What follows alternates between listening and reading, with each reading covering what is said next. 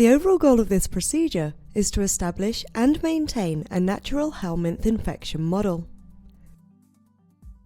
First, mice are infected with Trichuris muris eggs by oral gavage.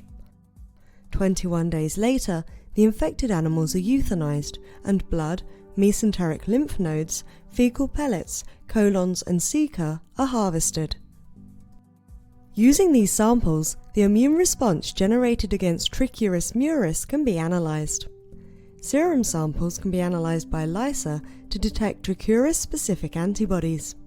In vitro restimulation of lymph node cells can be performed to analyze cellular immune responses. Western blot of fecal pellets can be used for protein content assessment, and gene expression analysis can be performed by qPCR analysis of the colon.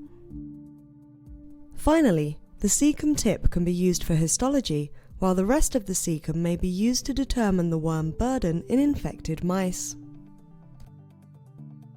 Ultimately, results can be obtained that show if a mouse is resistant or susceptible to Trichuris muris infection, and the immune response mounted against the parasite can be characterized.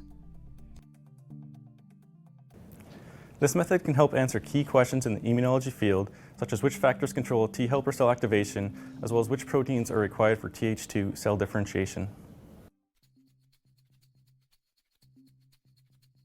Trichuris muris eggs can be propagated in immunodeficient mice or genetically susceptible strains such as AKR 35 days after infection.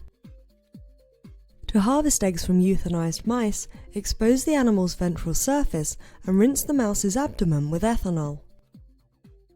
Using sterile